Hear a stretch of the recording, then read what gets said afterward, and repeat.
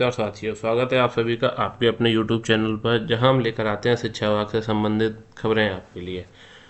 आज की खबर है हमारा एक दैनिक जागरण में छपी हुई एक खबर के बारे में विश्लेषण करना है। जिसमें लिया गया है कि डीएम को नहीं बेसिक स्कूलों के निरीक्षण का अधिकार। ये एक बहुत बड़ी खबर है।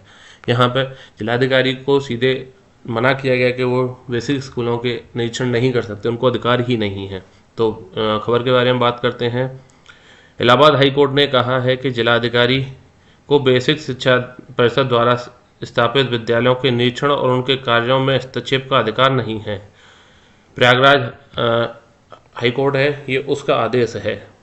कोर्ट ने जिलाधिकारी के निर्देश पर किए गए विद्यालय के निरीक्षण और उसके आधार पर शिक्षिका के निलंबन आदेश को अवैधानिक करार दिया गया है। डीएम के आदेश पर जो निरीक्षण हुए थे और उसके आधार पर शिक्षिका का निलंबन हुआ, उसे अवैधानिक करार दिया है। कोर्ट ने जिलाधिकारी संबल और जिला बेसिक शिक्षा अधिकारी संबल से व्यक्तिगत हलफनामा मांगा है कि किस आधार के तहत उन्होंने विद्यालय के कार्यों में हस्तक्षेप किया। संबल के एक विद्यालय में कार्यरत सहायक अध्यापिका संतोष कुमारी की याचिका पर आदेश न्यायमूर्ति जे मुनिन ने दिया है। उन्होंने व्यक्तिगत हलफनामा मांगा है कि किस आधार पर आपने स्कूल में निलंबन किया है। याचिका पक्ष रख रहे अधिवक्ता चंद्रभूषण यादव का कहना था कि जिलाधिकारी के निर्देश पर एडीएम, एसडीएम और खंड शिक्षा अधिकारी ने विद्यालय का संयुक्त रूप से निरीक्षण किया और शिक्षिका को कार्य में खराब प्रदर्शन के आधार पर निलंबित कर दिया। यहाँ पर है कार्य में खराब प्रदर्शन के आधार पर। इस आदेश को हाई कोर्ट में चुनौती दी गई। कोर्ट ने कहा, प्रथम दृष्टया 25 अक्टूबर 2024 को पारित निलंबन आदेश कई कारणों से अवैधानिक है। प्रथम तो यह कि विद्यालय का निरीक्षण डीएम के निर्देश पर उप जिलाधिकारी द्वारा किया गया, डीएम के आदेश पर एसडीएम द्वारा किया गया है, जिसे कि अवैधानिक दिया गया है। जिनको बेसिक शिक्षा परिषद द्वारा स्थापित विद्यालयों में के निरीक्षण का अधिकार ही नहीं है, न ही उनके कार्यों में कोई भूमिका है।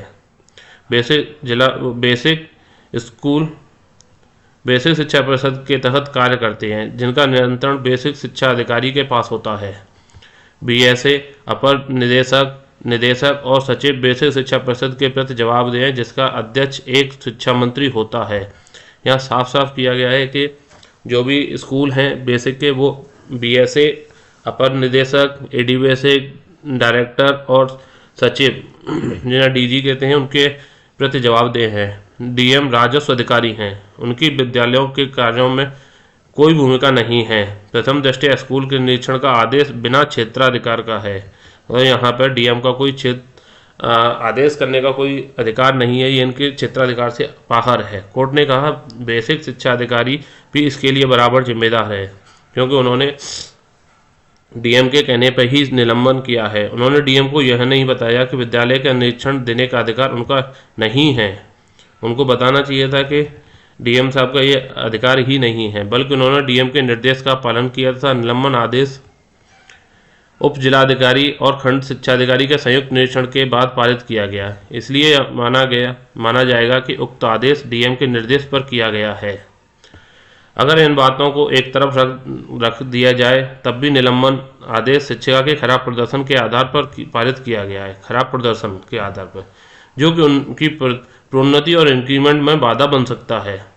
कदाचारण का कोई आरोप नहीं है, इसलिए निलंबन अनुचित है। कोर्ट ने कहा कि निलंबन आदेश मनमाना है।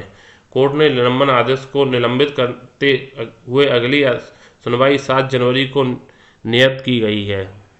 यहाँ पर यह स्पष्ट दिया गया है कि अगर उन्होंने कोई सिर्फ खराब प्रदर्शन के आधार पर निलंबन किया गया है, कोई भी इस तरीके का आदेश नहीं है कि उन्होंने किसी के साथ बदतमीजी की या फिर कोई और चीज़ें हैं, वो कोई आरोप नहीं है, इसलिए इसको स्थगित किया जाता है। ये पूरी खबर दैनिक जागरण के एक कटिंग के आधार पर है। वीडियो को अंत तक देखने के लिए धन्यवाद। अगली किसी वीडियो में मिलते हैं।